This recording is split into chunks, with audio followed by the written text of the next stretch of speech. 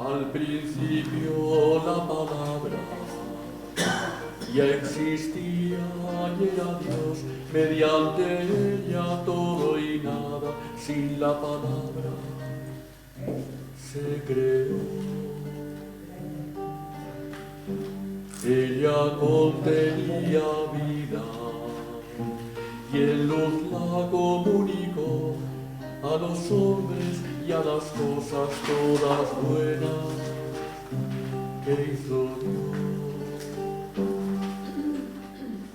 La palabra es luz que alumbra, la que ilumina el sendero.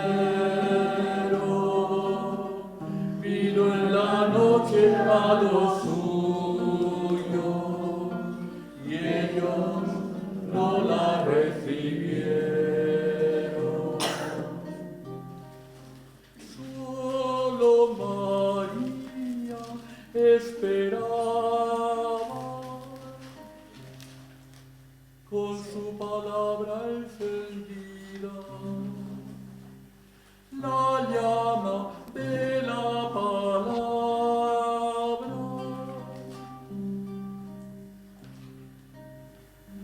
Y en María la palabra se hizo carne y acampó entre los hombres, su casa puso en la tierra por amor. Por eso fue la doncella la primera en contemplar la gloria de Jesucristo, lleno de gracia y verdad. La palabra es luz que alumbra, la que ilumina el sendero. Vino en la noche a los suyos y ellos no la recibieron. Solo María en la tarde esperaba la palabra, con su palabra de madre.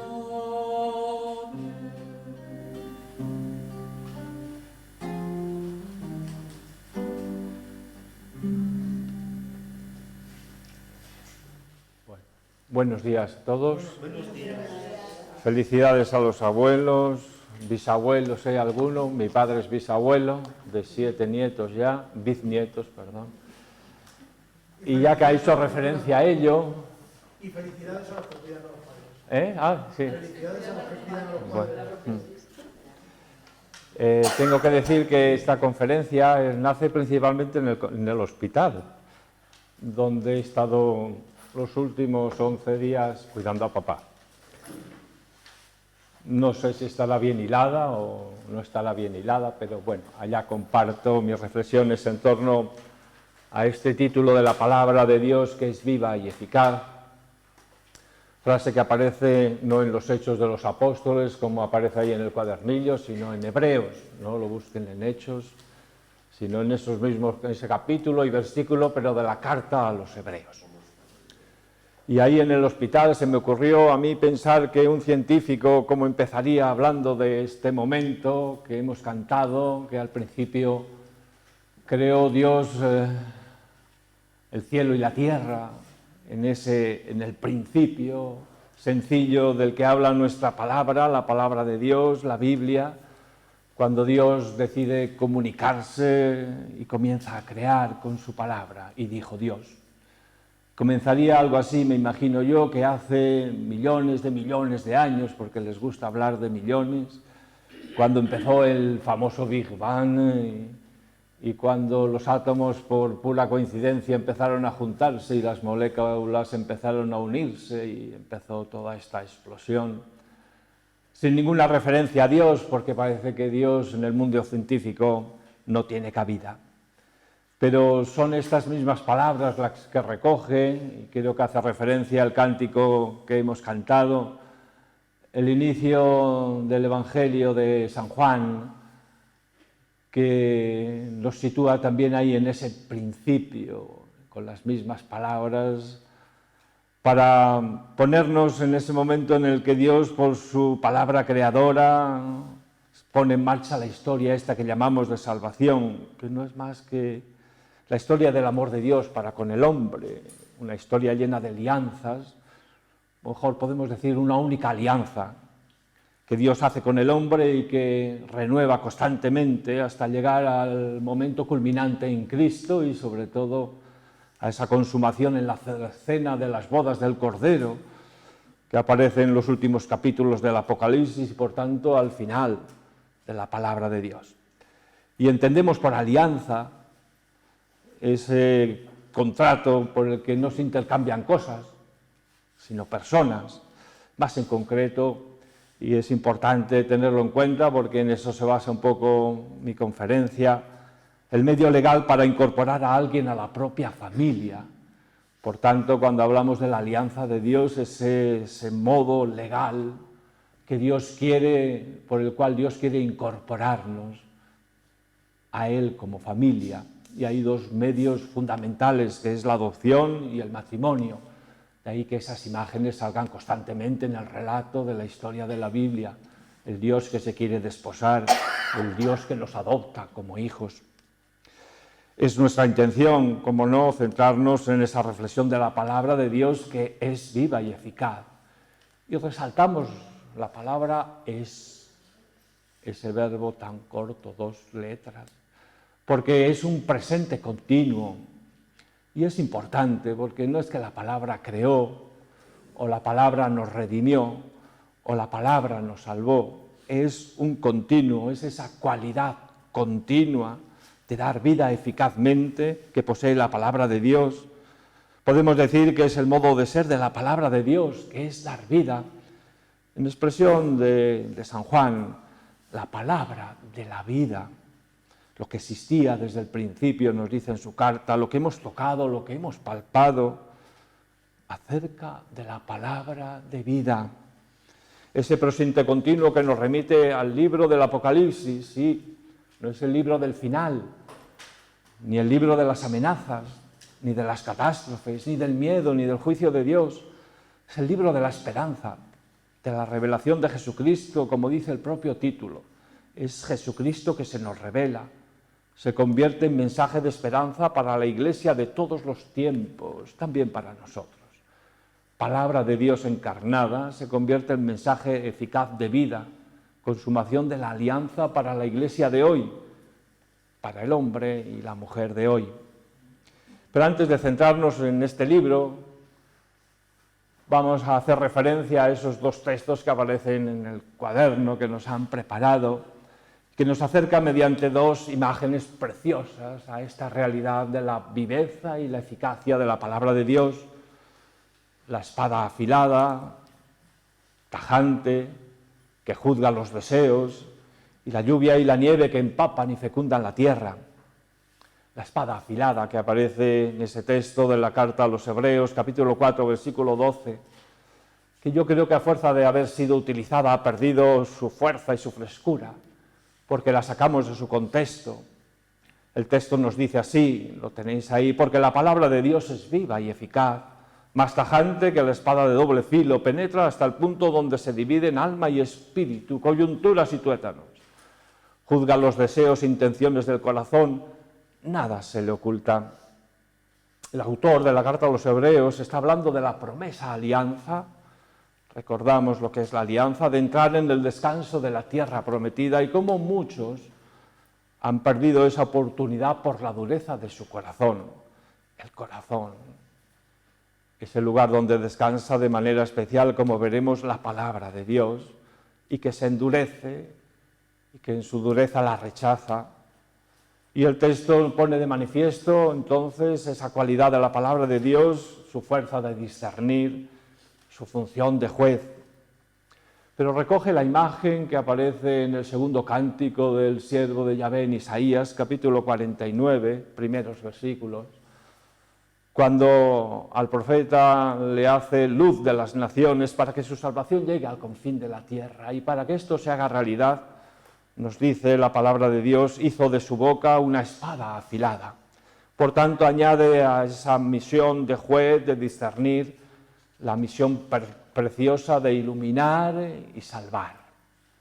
El autor del Apocalipsis, en el capítulo 1, recoge esta misma imagen para atribuírsela al Hijo del Hombre, que está en mitad de la Iglesia. Es más, tiene a su Iglesia, a nosotros, en su mano derecha, que es la mano del amor, ese candelabro, esas 7 estrellas, y les dirige su palabra mediante una espada afilada que sale de su boca y que nos puede dar miedo, pero que es esa espada afilada que ilumina y purifica a su Iglesia, que la sostiene con el amor y que la va perfeccionando, como nos narran los siguientes capítulos, el 2 y 3, en ese modelo de las 7 cartas, que es un examen de conciencia perfecto para la Iglesia de todos los tiempos, desde la palabra y hecha por la palabra, no por nuestros métodos o sistemas, sino dejando penetrar la palabra hasta nuestros tuétanos y nuestras coyunturas, o mejor, hasta el corazón.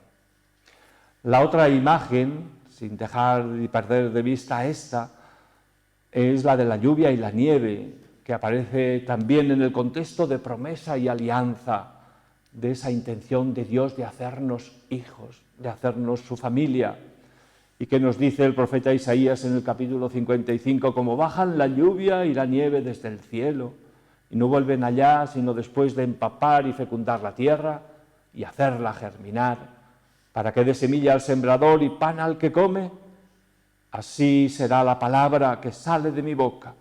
No volverá a mí vacía, sino que cumplirá mi deseo. Y este final nos remite, o al menos a mí inmediatamente, a esa imagen del Verbo encarnado, que es Cristo, cuya misión, nos lo dice él y lo recoge el Evangelio de Juan, es cumplir la voluntad de su Padre. No volverá a mí, sino cumple mi deseo. O Jesús, que se presenta como palabra, Verbo encarnado, que no hace otra cosa más que lo que ha aprendido junto a su Padre.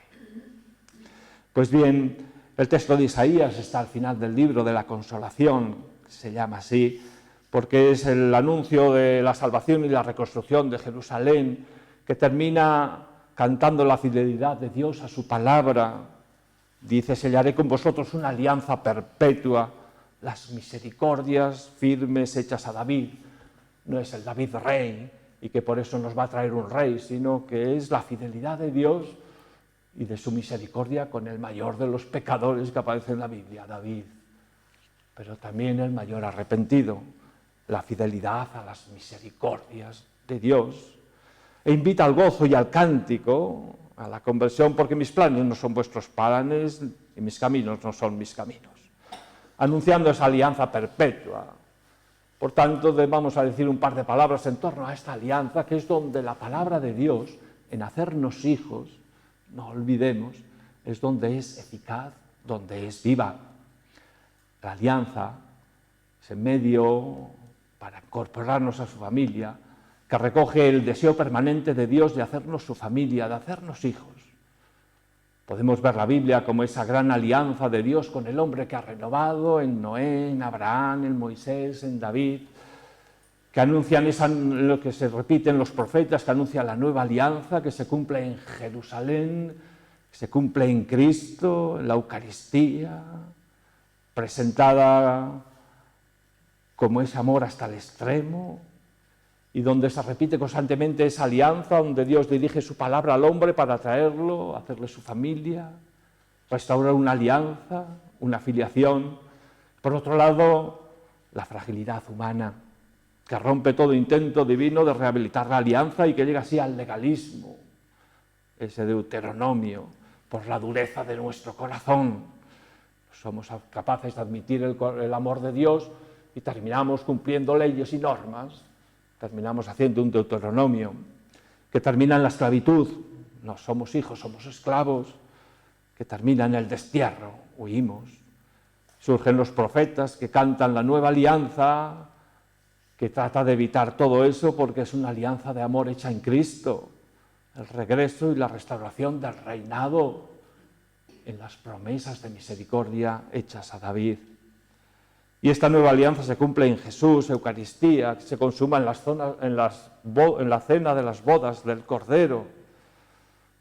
Es interesante, y solo hago una referencia, ver cómo este tema de la alianza atraviesa todo el mundo joánico, desde la presentación de Jesús como Cordero de Dios, a ese inicio del Evangelio en una boda, en una alianza en la que destaca sobre todo María, la hemos cantado, la Madre de Jesús, la Madre de todos los vivientes, a la que luego después el discípulo amado la tomó como algo suyo, la incorporó a la vida de la comunidad, para ver nacer del pecho de Jesús la Iglesia, esa sangre y ese agua.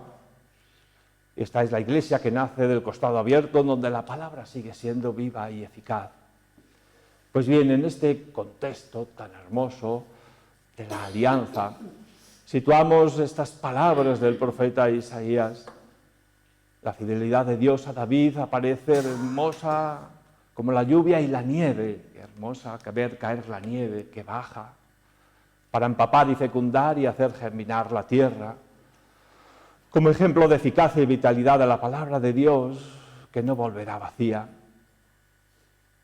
Dios invita a un festín a los pobres en ese momento, hambrientos, necesitados, a un banquete, y les promete una nueva alianza, la alianza eterna, que expresa las misericordias fieles prometidas a David, que se resumen en una palabra, Gesed, que contiene el amor, la fidelidad, la fiabilidad y la lealtad.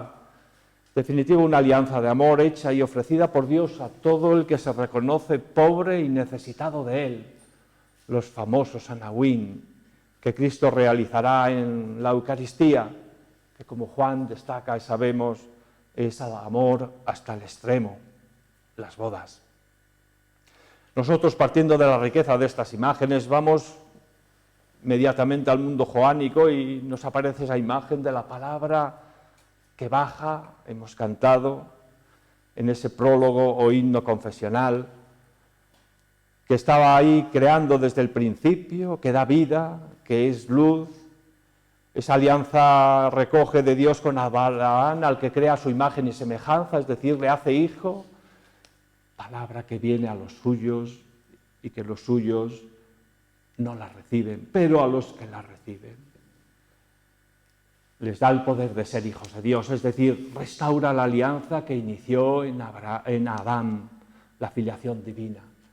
Qué bonito tema también en todo el mundo joánico, y así situamos también el Apocalipsis. Nos dice al final del Evangelio Juan, ¿no?, que ha recogido esos signos para que creamos en Cristo Jesús y creyendo vivamos la filiación divina.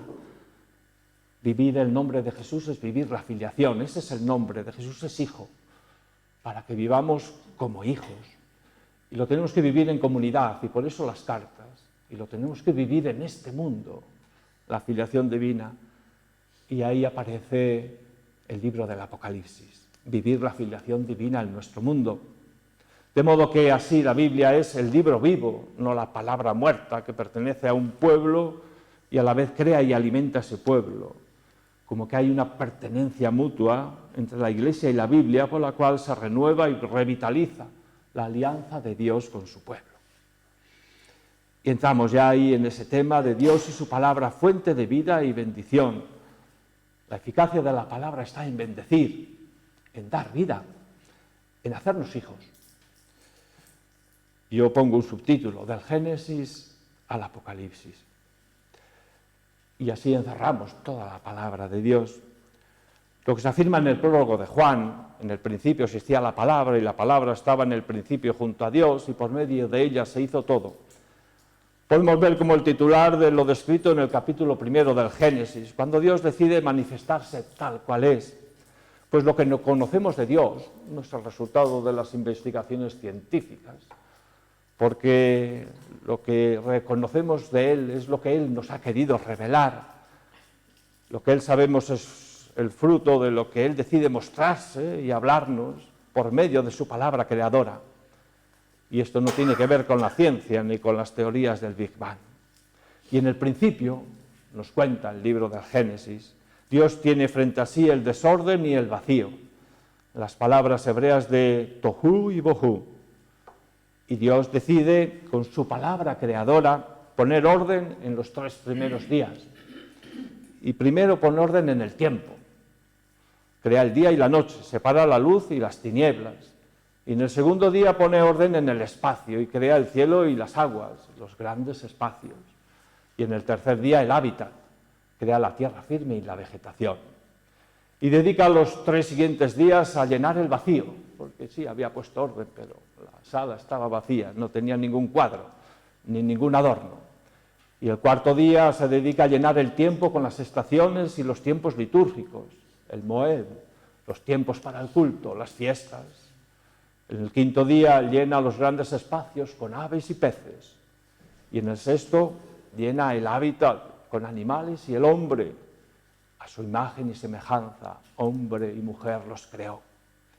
Podemos ver en esta hermosa historia, no científica, sino de revelación, la construcción de un gran edificio de 3 plantas, el tiempo, el espacio y el hábitat, con 2 estancias cada planta. Falta el tejado, es el 7º día, en el que Dios no solo descansó, sino que hizo algo muy importante, bendijo su obra y la consagró, es decir, convierte el edificio en templo, de forma que la creación es el gran templo de la alianza de Dios con el hombre. El templo se construirá, según nos cuenta el Éxodo, conforme a la creación. O como canta el Salmo 148, el himno de la creación, a Dios, alabad al Señor en el cielo, alabadlo en la tierra. Hecha y bendecida la casa, el templo, se la entrega al hombre, hecho a su imagen y semejanza, hijo. El hombre es creado para ser hijo de Dios. Qué hermoso. No para ser siervo. Y le entrega la tierra y la creación para que la cuide, creado a imagen y semejanza con una única misión, imitar a Dios. El hombre debe hacer lo que Dios hizo, destruir el desorden que corrompe la vida, preparar el mundo para que sea una morada digna del hombre, tal como Dios lo domina todo por su palabra y lo crea, para que la vida pueda nacer, crecer en abundancia. Así el hombre, orientado por esta misma palabra, fortalecido por ella, deberá seguir dominando todas las cosas en favor de la vida. El hombre no es dueño del mundo, el dueño solo es Dios, solo Él. El hombre lo administra en nombre de Dios, teniendo en cuenta que la preocupación de Dios es una sola, proteger y favorecer la vida. Pero el hombre se alejó. Tuvo miedo y se escondió, nos dice el libro del Génesis. Se escondió de Dios y de su palabra, pues Dios bajaba a pasear y a conversar con él a la hora de la brisa. Recordemos también que vino a los suyos y los suyos no le recibieron, como nos dice el prólogo de San Juan, que es la forma de transmitirnos que nosotros, los hombres, somos por creación seres dependientes, una dependencia constitutiva del ser humano que nos obliga a creer y confiar. Y si nos independizamos, si nos alejamos de Dios, si no nos dejamos guiar por su palabra y no la acogemos, llegamos al pecado original. Es más, ese es el pecado original. La independencia, el rebelarnos contra Dios, en olvidarnos que es Padre, y damos paso así a la maldición que corrompe la vida que Dios bendijo. Separamos a Dios, separamos la vida de Dios y a Dios de la vida. Y así la vida humana, salida de Dios, de su palabra creadora, fuente de vida bella y bendecida, comienza a mancharse y a maldecirse. Cuando rechazamos la palabra de la vida, vuelven el desorden y el vacío, como nos describe el Génesis en los capítulos 3 al 11, o el Apocalipsis en el capítulo 6 con los 4 jinetes y sus caballos, o en el capítulo 13 con el dragón y las 2 bestias, y dan como origen a 3 círculos de maldad o de suciedad. Les presentamos brevemente, y seguro que los identificamos con facilidad. Ese primer círculo, un poco más alejado, es el dominio y la explotación de los otros, reflejado de manera magistral en el relato de la Torre de Babel.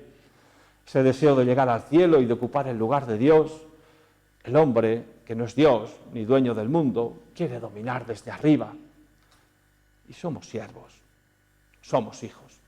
Pretender ocupar el lugar de Dios es el fruto del ansia de dominio y de poder que trae la actitud egoísta y el lenguaje de intereses que crea desorden, confusión. No hay colaboración ni entendimiento, sino búsqueda del propio interés y explotación del otro. Así nacen los estados todopoderosos que pretenden ser dueños de la vida del pueblo, negando todo derecho a no ser el derecho que ellos, diosecillos, nos quieran dar. Es esa bestia del mar. El poder político divinizado del capítulo 13 del Apocalipsis. El dominio y la explotación del hombre por el hombre. Es ese caballo también sin color que aparece en el versículo 6 del capítulo 6. El hombre que pierde su esencia, que pierde el ser hijo de Dios. Otro de esos círculos es el uso de Dios y la religión en provecho propio. Es más difícil de percibir, pero el Génesis usa los capítulos 5 al 11, creo, o al 10, para describirnos el egoísmo y la injusticia, el caballo negro del Apocalipsis, que hacen de Dios, que es Padre y Creador, un instrumento en manos de los intereses de los hombres. No toquen el vino y el aceite. Hay elementos de la liturgia que ponen de manifiesto que la religión puede ser usada para satisfacer los propios deseos. Y aquí nos tenemos que mirar muy detenidamente en esa búsqueda y uso de Dios y de la religión para defender nuestros intereses, negocio, cuando queremos obligar a Dios a darnos la protección, que la Iglesia bendiga nuestras cosas y planes, sin preguntarnos cuáles son las cosas y los planes de Dios. Todo lo orientamos para nuestro provecho. Se puede hablar incluso de esa religión del miedo, de los preceptos y las leyes con las que pretendemos dominar al otro. Es ese dragón terrible que aparece ante la mujer, con ritos de tirar las estrellas, de devorar, de dominar al otro. Y el último círculo, el más cercano, el más terrible, el del odio, la muerte y la venganza, es el punto álgido al que llega la humanidad. Nos corrompemos hasta convertir la convivencia entre los hermanos, Caín, Lamec, ese caballo rojo. Matamos al hermano. A lo mejor no físicamente, pero lo matamos. Y llenamos la tierra de sangre, mientras resuena la pregunta de Dios, ¿dónde está tu hermano? Desconocemos el perdón. Podemos leer, y les invito cuando tengan tiempo, bajo esta perspectiva los capítulos 4 al 11 del Génesis, antes de la llegada de Abraham, y los capítulos del Apocalipsis, el capítulo 6, 1 al 8, los jinetes, y su desglose del dragón y las dos bestias en el capítulo 13. Esa grandiosa presentación de la historia de la humanidad, historia maldita, que se aleja de Dios y se olvida de la palabra de vida, así como la sociedad que resulta, nos la describen esa prostituta, pintada en los capítulos 17 y 18 del Apocalipsis, sociedad de colores y bestias terribles, de los sellados por la bestia con el sello que capacita para el negocio, de modo que nadie pueda comprar ni vender si no tiene la marca o el nombre de la bestia. Llegamos o leemos algunos textos. La bestia del mar, con cuernos, diademas, nombre blasfemo, poder, trono, autoridad, boca grandilocuente y blasfema. La bestia de la tierra, con cuernos de cordero y habla de dragón, que intenta engañar a los habitantes de la tierra mediante signos, o esa prostituta ciudad resultante, la sociedad, con la que ha fornicado los reyes de la tierra y ha emborrachado a los habitantes de la tierra con el vino de su prostitución. Sus pecados han amontonado hasta el cielo. Llorarán los mercaderes de la tierra porque ya nadie compra sus mercancías, y entre las mercancías pone a la persona humana. Y termina diciendo, y ya no se escuchará más en ti la voz de citaristas ni de músicos. Pobre Rafa. De flautas y trompetas. No habrá más en ti artífices de ningún arte, y ya no se escuchará en ti el ruido del molino, ni brillará más en ti la luz de la lámpara, ni se escuchará en ti la voz del novio y de la novia. Sorprende el paralelismo de las ideas convertidas en imágenes en el Apocalipsis entre el Génesis. Sorprende aún más y mucho más que muchos años después nos sigamos haciendo las mismas preguntas y los mismos porqués sigan golpeando la vida de los hombres.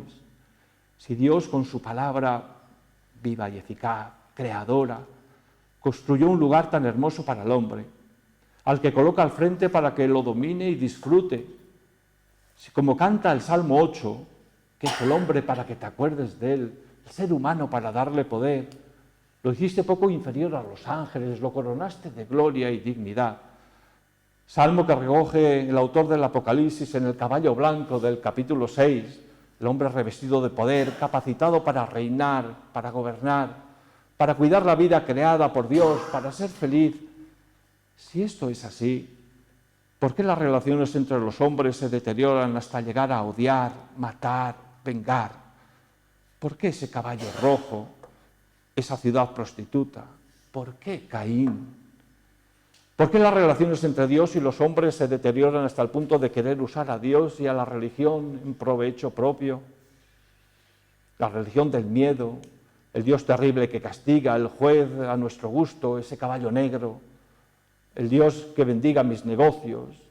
Convertimos a Dios en un ídolo, en un objeto que a veces arrojamos contra el prójimo. ¿Por qué la relación social está tan deteriorada hasta el punto de que nos regimos solo por el dominar al otro, sea pueblo, nación, grupo, lo que guíe nuestros pasos? La bestia del poder político con su ayudante, la bestia de la propaganda que crean el dragón. ¿Por qué el hombre se desvirtúa a sí mismo hasta el perder la imagen de Dios y de su palabra? Ese caballo sin color, terrible, ha perdido el color blanco que Dios le ha dado, ha perdido la imagen, ha perdido ser hijo. La respuesta es la ya señalada por el Génesis, recogida y desarrollada por el Apocalipsis en los capítulos 10 al 12 que veremos. Nos separamos de nuestro origen, perdemos el sello, la marca de hijos de Dios que nos pone el Cordero. Somos hijos, rebelándonos contra Él y no nos dejamos lavar por la sangre del Cordero. Preferimos la señal de la bestia que nos permite comprar y vender. Nos olvidamos de que Dios es Padre. Lo convertimos en ídolo, un ídolo que manejamos o un juez que da miedo. Dejamos su palabra de vida por otras palabras que nos engatusan, que nos engañan, esa propaganda idolátrica. Nos ponemos ese sello de la bestia y separamos nuestra vida de Dios y echamos a Dios de nuestras vidas. Las visiones del Apocalipsis, y ya vamos aterrizando, que son esas ideas convertidas en imágenes, nos muestran plásticamente con los 4 jinetes, el dragón y las bestias, las causas de tales males, que podemos resumir a 2 grandes causas para no alargarnos. La rebelión contra Dios, en sus 2 aspectos. Excluir a Dios del mundo. Para ocupar nosotros su lugar, nos hacemos dueños de la vida. La imagen del dragón en el cielo, con fuerza, poder, signos celestiales, que quiere devorar al niño, la palabra de Dios encarnada. Y en esa otra vertiente de la absurda pretensión de ser iguales a Dios, la bestia del mar, con cabezas heridas de muerte, pero que se curan. Y por otro lado, la pretensión del hombre de ser dueño de la vida, del hermano, ese deseo de la fama, esa segunda bestia, que sale de la tierra, que se centra en hacer propaganda basada en el engaño y la mentira, con tintes demoníacos, es el famoso 666. Y tales señales, tales males, tienen unas señales que se concentran en la visión de la prostituta en el capítulo 17. Leamos algunos rasgos con la que han fornicado los reyes de la tierra. Hacemos la alianza con el poder. Tenemos tan reciente en estos últimos 15 días el poder, el mandar. Esa es nuestra sociedad, fornica con los reyes de la tierra. Emborracha a los habitantes con el vino de ese poder de la prostitución. Es la pérdida de la dignidad y de la consciencia humana, del ser hijos de Dios, no ser esclavos. Sentada sobre una bestia con títulos blasfemos. Esa bestia es siempre la política, la señora política o la señora democracia. ¿Qué más da? Enjollada con oro y piedras preciosas y perlas. esa apariencia de Dios que se le presentan nuestros políticos y poderes públicos, como que lo pueden todo y nos dan los derechos, y porque lo decidimos en el Parlamento, matar a los ancianos está bien, o matar a los no nacidos, porque lo hemos decidido, es bueno, somos dioses. Es esa mujer borracha de sangre, la sangre de los santos y la sangre de los testigos de Jesús, es decir, antieclesial, perseguidora de cristianos. Su destrucción narrada en el capítulo 18 completa el dibujo que podemos decir se resume en la ausencia de fraternidad, que se manifiesta en el odio, en la muerte violenta y en la venganza. Son los propios reyes, los que han fornicado con ella, los que la devoran, en la magia y en la superstición, en el uso interesado de Dios y de la religión, en la injusticia, en la explotación del uno por el otro. Y ante este panorama, basta ya. ¿Qué podemos hacer? ¿Qué nos enseña la palabra de Dios? Es más concreto, ¿qué nos dice el Apocalipsis? Podemos seguir diciendo que la palabra de Dios es viva y eficaz. ¿Y cómo? El Apocalipsis nos enseña el remedio que ya se apunta en el libro de Génesis en la figura de Abraham. En los capítulos del Génesis del 11 al 25 se nos cuenta esa fantástica historia de Abraham, al que Dios saca de su tierra y pone en camino, confiando unas promesas que luego se convertirán en alianza, pero que nunca llegan a realizarse, o que no llega a verlas realizadas Abraham. Por tanto, es más la historia de un despojo continuo, la de una cebolla. Va perdiendo capas hasta desaparecer. Lo malo es que cada capa le cuesta unas cuantas lágrimas, nos cuesta unas cuantas lágrimas, para quedarse solo con Dios. Y la fe en su palabra viva y eficaz, en su alianza, en su promesa. Es esta figura la que nos pone en camino del remedio de la situación de desorden y vacío que origina el hombre. La misión de Abraham, casi podemos decir única y principal, es aceptar la palabra de Dios, creer en ella, practicarla y dejarse guiar por ella en la construcción de la fraternidad, vivir la filiación divina, que será la tarea de la Iglesia de todos los tiempos. Recordamos el mundo juánico, para vivir como hijos de Dios. Sí, volver a la palabra de Dios, a la Biblia. Sin ella la vida se hace imposible. La palabra de Dios es viva y eficaz. Solo ella tiene la fuerza suficiente para vencer las fuerzas de la maldición que corrompen la vida. Ella es la que produce el orden verdadero, orden en que los hombres puedan vivir en paz, unidos entre sí como hermanos, hijos del mismo Padre, en la casa común del mundo, preparada por Dios con tanto cariño, como leemos en el Génesis. Pero el Apocalipsis no se queda tan solo en señalarnos el remedio, nos enseña el cómo usarlo en los capítulos 10 al 12 del Apocalipsis. Nos enseña ese camino, la forma en que la palabra de Dios se renueva, se muestra viva y eficaz en el mundo. Oír, comer, masticar, dejarse alimentar y lavar por la palabra de Dios, creer en ella, practicarla para ser testigos, profetas, mártires, dejarnos guiar por ella. Solo con la palabra de Dios se podrá arreglar este mundo y restablecer el orden en favor de la vida, dando a Dios el lugar de Padre y a los otros el lugar de hermanos. Es la obra de Cristo, hacernos hijos de Dios y hermanos. La nueva humanidad capitaneada por Cristo con el ejército de las vestiduras blancas, ese ejército innumerable, lavadas por la sangre del Cordero, una sangre que vuelve el tejido blanco, que cabalga hacia las bodas del Cordero. Podríamos decir que Dios pone en marcha la creación con su palabra, en el Génesis, para que su palabra viva y eficaz se convierta en hijo, palabra encarnada, y para que todos sean hijos en el Hijo y hermanos que viven la fraternidad que el Hijo nos enseñó.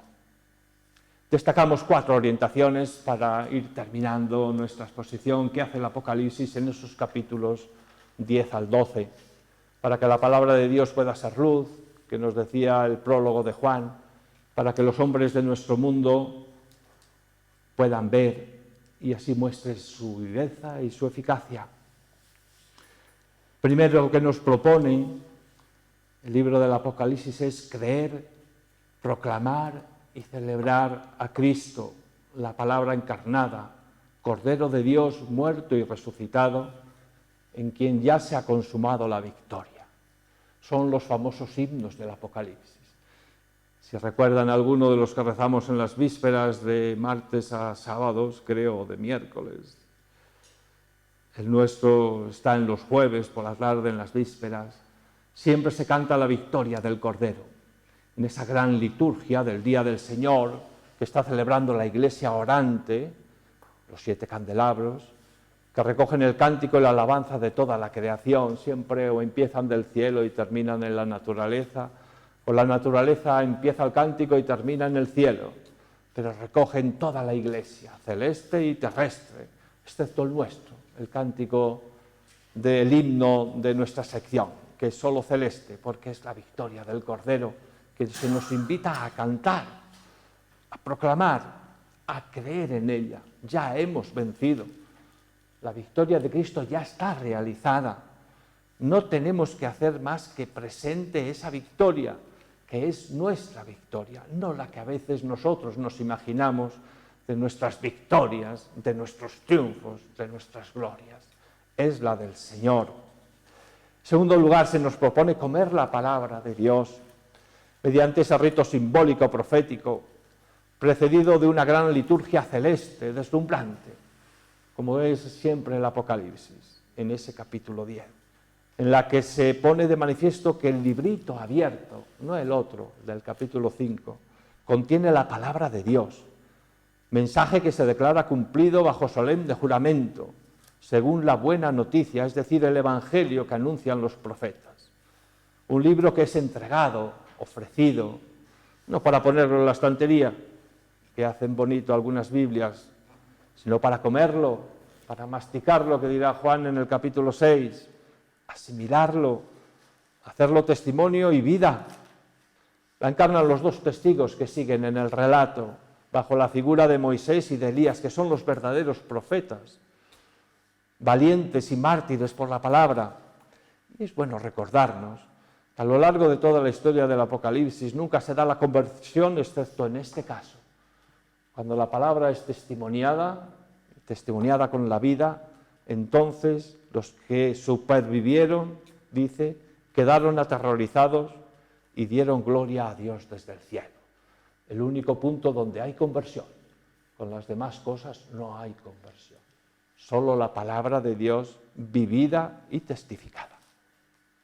Por tanto, hay que comerla en ese proceso profético, ¿no?, que toma de Ezequiel, de comer el libro, dulce al paladar, que amarga las entrañas, nos revuelve. La tercera orientación que nos da el libro del Apocalipsis es el desierto, lugar reservado por Dios para alimentar a su iglesia. En el momento en el cual aparece en el cielo el arca de la alianza, una imagen que aparece ahí que la mayoría de las veces uno se la salta, pero que es el modo de anunciar que comienza el tiempo mesiánico, la era mesiánica, sorprende, al iniciar el capítulo 11, un gesto simbólico que Dios ordena. Levántate y mide el santuario de Dios y el altar, y a los que están adorando en él. Pero el atrio exterior del santuario déjalo fuera y no lo midas, porque ha sido dado a los gentiles. Medir es tomar posesión, proteger, hacer suyo. Este gesto ordenado por Dios es un anticipo muy frecuente en el Apocalipsis de lo que aparecerá en el capítulo siguiente, el desierto, donde huye la mujer y donde tiene un lugar preparado por Dios para ser alimentada. Siempre aparece esos 3 años y medio, o 42 meses, o 1264 días. La parte del templo medida, el santuario y el altar es donde se encuentra el Sancta Sanctorum, presencia de Dios con el arca, y la menorá, signo de la alabanza y adoración continua del pueblo de Israel. Si a esto unimos que desde Cristo, la palabra encarnada, el templo de Dios, además de la naturaleza, de la creación, es por excelencia el hombre, en ese destruid este templo y en 3 días lo restauraré, y hablaba de su cuerpo, podemos comprender la importancia de este gesto que a veces, digo, pasa desapercibido en el Apocalipsis. En la línea evangélica y teresiana, sois grupos de oración teresiana, amigos de orar, nos hace mirar hacia adentro, no estamos vacíos, como lugar privilegiado para encontrarnos con Dios, con su palabra, lugar reservado y medido por Dios, que los gentiles, el mundo, no puede tocar. El resto, nuestros cuerpos, los profetas son martirizados, nuestros templos, nuestras instituciones, nuestros proyectos, nuestros conventos, son entregados a los gentiles, y recordamos que nos dice que pisotearán la ciudad santa. Como sucede a lo largo del Apocalipsis, la oración, como encuentro personal con Dios, tratar de amistad, en lenguaje teresiano, es la mayor arma que Dios ha dado a su Iglesia, esa vida interior, esa relación personal, que el mundo no puede tocar y que es el lugar privilegiado por Dios para comunicarnos su palabra, para acogerla y asimilarla, y donde mejor demuestra que es viva y eficaz. Y la cuarta orientación es esa gran señal celeste del capítulo 12, la mujer vestida de sol, encinta, que grita con los dolores de parto y con el tormento de dar a luz. La imagen de la Iglesia, en cuyo trasfondo está María, la Madre de Jesús, aquella que el discípulo amado hizo suya, que Juan, el discípulo amado, incorporó como modelo de vida a su comunidad, a la Iglesia, y que aparece de manera especial aquí. Iglesia, mujer vestida de Dios, María llena de gracia, por encima del tiempo, cuya corona son sus hijos y cuyo ser esencial, al igual que María, es llevar a Dios, su palabra, la palabra de Dios que se encarnó en su seno para darlo a luz con dolor, con gritos, con la oposición del mundo. Y este es su estado natural. Lo normal es que el mundo esté enfadado con nosotros, y si no lo está, es porque no llevamos en nuestro interior la palabra de Dios. No la hemos encarnado. Debemos saber, nos lo recuerda el relato del capítulo 12, que Cristo, cuando nace, esa palabra encarnada dada a luz, ya venció su vida al cielo. Y allí el arcángel derrota al dragón. Ya lo hemos recordado antes. Hacerlo presente es nuestra victoria, no las victorias que a veces soñamos y deseamos.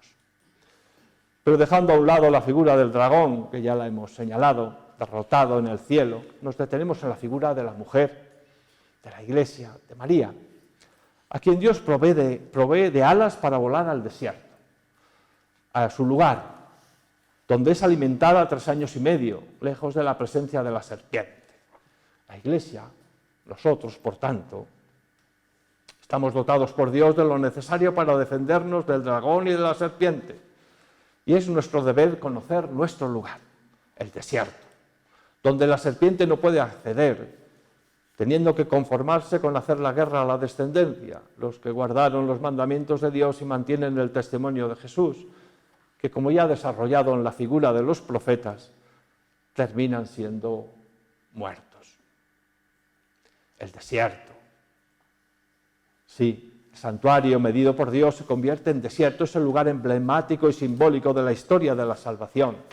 De él destacamos que es el lugar de la prueba y la tentación, por el cual condujo Dios a su pueblo Israel para formarle su pueblo, hacerle hijo, enseñarle a obedecer, a confiar, destacando 2 pruebas, el hambre y la sed, que les llevan a murmurar de Dios y de Moisés, pero que Dios se sirve de ellos para conducirles al verdadero pan y al verdadero agua. Nos remite a Juan en esos midrash judíos que retoma él, el agua de la vida que brota y que surge en ese diálogo con la samaritana, el pan de la vida que surge en ese capítulo 6 del discurso eucarístico, el pan y el vino, que quien lo coma vivirá para siempre y que es la misma palabra encarnada.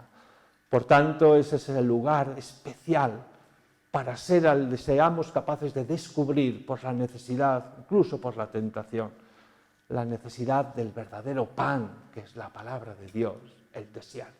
Allí nos tiene reservado Dios un lugar para enseñarnos. También es el lugar privilegiado para el amor, las nupcias y la fertilidad, como cantan los profetas, sobre todo Oseas, en el capítulo 2. Yo la persuado, la llevo al desierto, le hablo al corazón. Si juntamos ambos significados del desierto, podemos decir que Dios tiene reservado un lugar a la Iglesia, nosotros, el desierto, para educarla, hacerle sentir hambre y sed de su palabra, para enamorarla y fecundarla con la palabra y poder así celebrar las nupcias, las bodas del Cordero. Amada y fecundada por Dios, por su palabra creadora, la Iglesia estará en disposición de dar a luz a Cristo en medio del mundo. Y así la palabra de Dios puede mostrar toda su vitalidad y eficacia. Se nos invita así desde el Apocalipsis a usar el remedio, la palabra de Dios, y nos enseña el método para luchar contra las fuerzas del desorden contrarias a la vida, a combatir dentro de nosotros mismos el desierto, la absurda pretensión de ser dueños de la vida, a dar el paso de dominar a servir, para recuperar la bendición de Dios, es la Jerusalén, la novia que baja del cielo, y así reconstruir la vida dañada por el hombre, restablecer el amaos los unos a los otros, que la palabra hecha carne nos enseñó en el lavatorio de los pies. No es difícil hablar con Dios o hablar de Dios, incluso desde el punto de vista científico. Lo difícil es escuchar y vivir la palabra de Dios, para que sea viva y eficaz, como la lluvia que cae y empapa la tierra, o como la espada afilada que nos penetra y purifica. Dejarnos fecundar por la palabra, dejarnos persuadir por Dios para ir al desierto, a acoger la palabra, el amor de Dios encarnado. En definitiva, dejarnos amar por Dios para que la nueva Jerusalén, la novia que baja del cielo, la ciudad de Dios, nueva creación, se instaure en la tierra y desaparezca la gran prostituta, la del amor egoísta y violento, que tiene que ser sustituida por la ciudad del amor fraterno, donde Dios sea Padre y nosotros hermanos. Ven, dice el Apocalipsis, te mostraré la novia, la esposa del Cordero. Me mostró la ciudad santa Jerusalén que descendía del cielo de parte de Dios. Es don de Dios, no es construcción nuestra. Y es la novia que se convierte en ciudad y está en jardín del Edén. Y me mostró un río de agua viva que brotaba del trono de Dios y del Cordero. Frente a nuestro desorden y vacío, de nuevo la palabra de Dios, con la que Dios nos quiere alimentar en el lugar que nos tiene reservado, hace posible descienda la novia del cielo y florezca la nueva Jerusalén, la morada de Dios entre los hombres, y morará entre ellos, y ellos serán su pueblo, y Él Dios con ellos, Él será su Dios. Y yo seré Dios para Él, y Él será hijo para mí. Que fluya el agua de la vida que brota de Dios, que se traduce en ese río que origina el jardín del Edén, en el que no habrá maldición alguna, y el Señor Dios los iluminará. Y así surge el grito de ven, Señor Jesús, que eleva la asamblea litúrgica que celebra el Día del Señor y que cierra el libro, y en él cierra la Biblia, y en él termina la palabra de Dios, que no es un grito de huida, sino el grito de los que se encuentran con la palabra de Dios y quieren comprometerse en la transformación de este mundo. Gritar, ven Señor Jesús, es decir, ven palabra de Dios, encárnate una vez más, y con tu poder creador transforma nuestro mundo. Es la actualización del Emmanuel, del Dios con nosotros, de Isaías, que se actualiza y expresa en dos títulos, el de Hijo y el de Palabra, que ponen de relieve que la palabra de Dios no son las cosas que Jesús nos dijo, sino que es el mismo Jesús, que no es solo anonadamiento de Dios, sino comunicación de Dios. Y al encarnarse y hacerse hijo, nos lleva al encuentro de Jesús en el hermano que nos necesita. Es el Dios con nosotros, Emmanuel, que pone de relieve, como nos enseña Pablo, que si Dios está con nosotros, ¿qué es contra nosotros? ¿A qué tanto temor? Si de verdad nos agarramos a la palabra de Dios y esta es viva y eficaz, si gritamos, ven Señor Jesús, nada ni nadie puede estar contra nosotros, ni siquiera nuestra propia maldad. Creer en el amor que Dios nos tiene, vivir la palabra de Dios, es acogerla encarnada en Cristo Jesús, al que gritamos ven, es dejarnos amar por Dios, que nos llevará a amarle en los hermanos, y este es el verdadero culto a Dios, que ya soñó Él antes de la creación del mundo. Ven Señor Jesús, es decir, hemos acogido tu palabra viva y eficaz, y te decimos, Dios, hazte presente en el relato de nuestro amor fraterno, en la creación de la ciudad de la fraternidad de los hijos de Dios. Hemos dicho.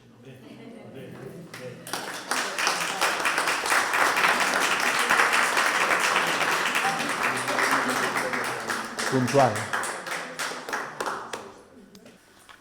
No sé si hay preguntas ahora o qué es ahora lo que hay. ¿Qué significa este aplauso? ¿Lo podéis expresar con pocas palabras para que puedan participar los cuantos? Con pocas palabras, 3, 4, 5 palabras nada más. ¿Podéis expresar lo que significa este aplauso? Lo que hemos sentido, los ecos del corazón, con poquitas palabras para que podamos escucharnos más.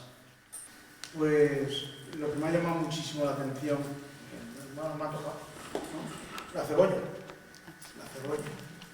de tantas capas, esas capas que las manejamos a nuestro antojo, pero al final no hay nada, está vacío.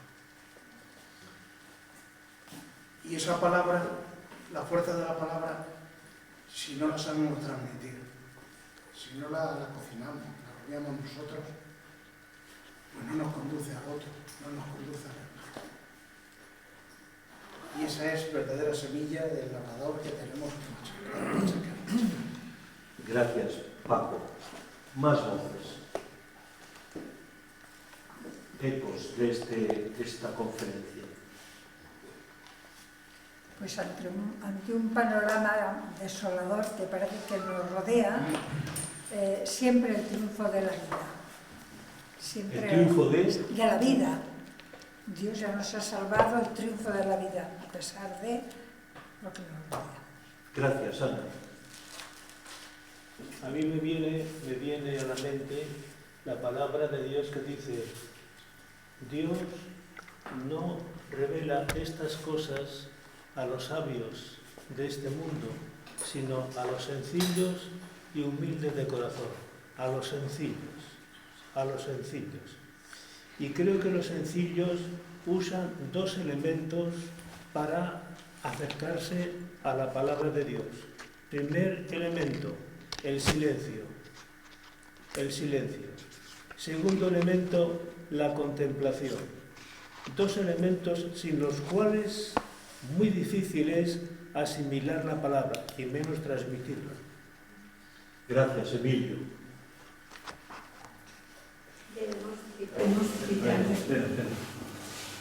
No sé si aceptaré. La verdad que para mí ha sido una maravilla, he disfrutado ver cómo la palabra de Dios lo inunda todo, lo ilumina todo, lo penetra todo, y que tú lo has demostrado con ese paseo, con ese que nos has hecho por la Biblia, desde el Génesis, San Juan, los profetas, el Apocalipsis. Mi mente se dilataba para querer asimilar, que me ha encantado, Juanjo, la verdad.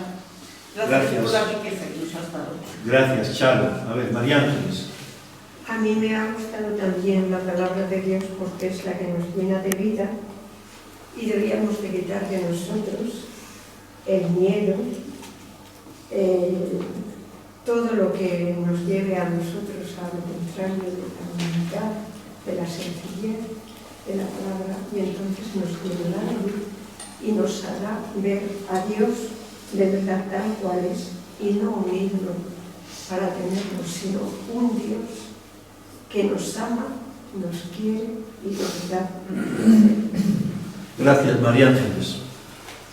A mí lo que me ha dado así es cuando habla del Apocalipsis, como diciendo que el Apocalipsis es la muerte, el miedo, el terror, y luego no es el decir, porque yo creía que era eso, vamos, y cuando ha dicho que no, que el Apocalipsis es el final del amor, que no sé expresarme como quisiera, pero sí que en un principio yo pensaba que el Apocalipsis era el final y él me lo ha transformado de otra manera, que he visto como el Apocalipsis el triunfo de Dios.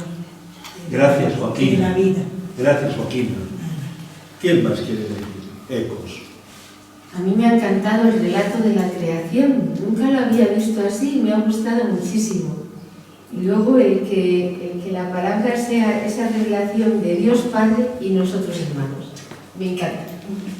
Gracias, Maribel. A ver, La imagen del desierto, la llanadera del desierto y la brega del corazón. Ahí Dios se le presenta, la imagen esa que me queda. gracias, Laura.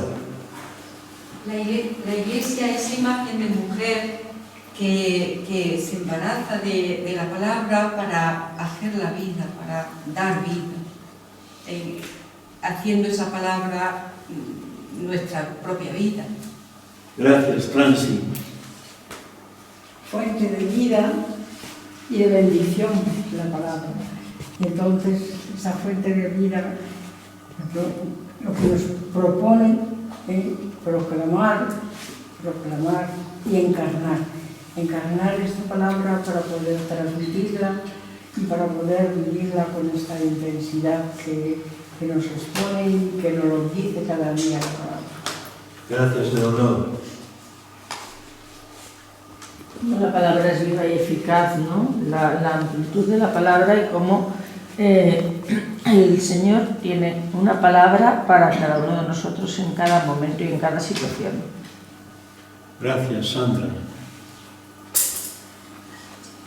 A ver. A mí me ha gustado pues, la sinceridad en cuanto a decir el problema del uso de Dios en provecho propio, el utilizar la religión como la religión del miedo para dominar al otro, el no pensar que los que estamos en la iglesia somos los buenos y los de fuera somos los malos. Eso tenemos que reconocerlo en el diálogo. Gracias, Mercedes. A mí me ha gustado mucho que cuando ha dicho que solo con la palabra se podrá reparar esta sociedad. Entonces, como que estamos en camino y que tenemos que ir así, reparando y, por otro lado, aparte, con ese entusiasmo de que la palabra es la que nos va a bendecir, como también ha dicho él, y a dar vida. Entonces, que estamos en ese camino y que tenemos que seguir ahí. Gracias, María José. A mí ha utilizado dos símbolos que son el de la prostituta y el de la esposa, ¿no? Como Dios, o sea, la prostituta que significa el desorden, el querer dominarnos unos a otros. En el mundo a veces vivimos estas situaciones, ¿no? Y el de la esposa, que es eso que Dios nos guarda para cada uno de nosotros, que es llevarnos al desierto, como decía ella, y hablarnos al corazón, el amor de Dios que tiene sobre su creación, sobre la humanidad. Gracias, Asta. Dos cosas que me han suscitado, ¿no? Que ha surgido, ¿no? A veces la Iglesia, todos nosotros, cuando hacemos la Iglesia, no quiero decir ni apartarme, nos nutrimos demasiadas palabras y de demasiadas cosas y ponemos mucha confianza en nuestros proyectos, en nuestros... y nos olvidamos de que solo la palabra de Dios nos fecunda, nos hace engendrar a Cristo y dar la luz al mundo, que es la misión de la Iglesia, la única, y que es donde la palabra de Dios es viva, ¿no? Y eso se realiza en el desierto, se habló aquí que es importante el silencio, claro, y la contemplación, como que la contemplación fuese algo nuestro. Yo les recuerdo, la contemplación en su origen es un verbo pasivo. Los verbos pasivos en la Biblia tienen a Dios por actor, es Dios el que hace y nosotros recibimos.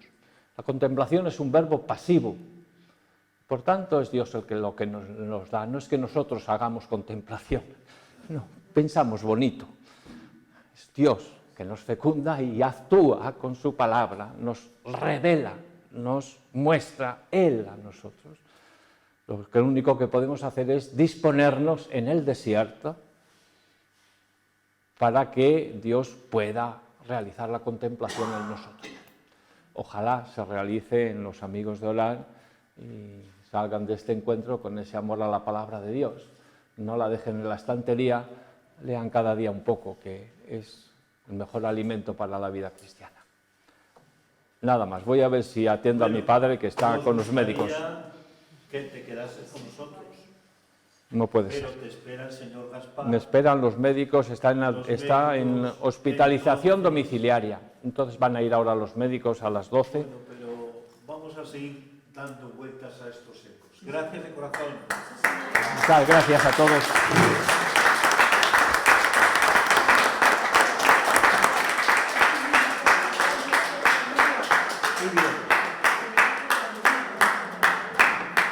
Mi Biblia.